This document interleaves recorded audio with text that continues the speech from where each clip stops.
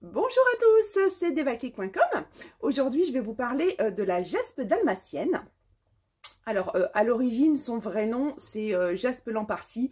Je pense qu'on lui a donné un nom un tout petit peu plus commercial que Lamparcy. C'est vrai que c'était plus sympa et plus rigolo, jaspe dalmatienne. Alors, c'est un dioxyde de silicium. On la trouve essentiellement dans les sédiments. C'est assez fréquent hein, comme pierre. Hein. C'est à peu près sur tous les continents. C'est une pierre, on va dire, qui est assez commune. Hein.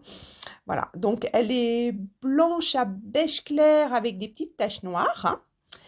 Et son usage, c'est plutôt bijoux et déco, hein, depuis la nuit des temps, hein, d'ailleurs. Hein, alors, c'est une pierre qui est une pierre d'équilibre. C'est le côté clair foncé, hein, ça fait le côté yin et le côté yang, on va dire.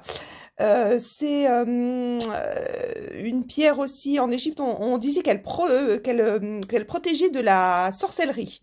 Alors, c'est un petit peu normal, parce que vous voyez tous les petits points noirs, là, c'est de la tourmaline. Donc, je vous engage à re-regarder la vidéo sur la tourmaline, mais ça absorbe toutes les mauvaises énergies, hein.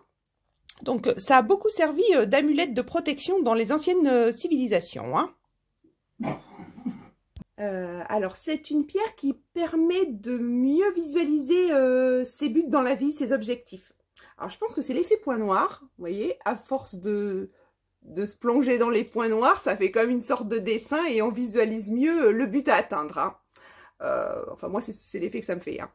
Y a aussi... Alors oui, j'ai une petite histoire forcément. Hein. Figurez-vous que au Moyen-Âge, on s'en servait surtout contre les ardeurs de libido extrême. Pour des messieurs, on va dire.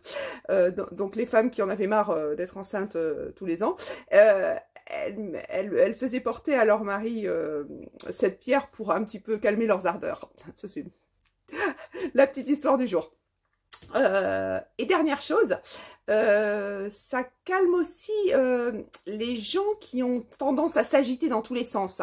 Je m'explique, qui ont tendance à parler sans vraiment réfléchir ou à agir sans réfléchir. Voilà, c'est une bonne pierre pour eux, ça canalise un petit peu la réflexion et voilà, ça évite qu'ils tournent cette fois la langue dans la bouche, quoi, on va dire. Et enfin, alors vraiment...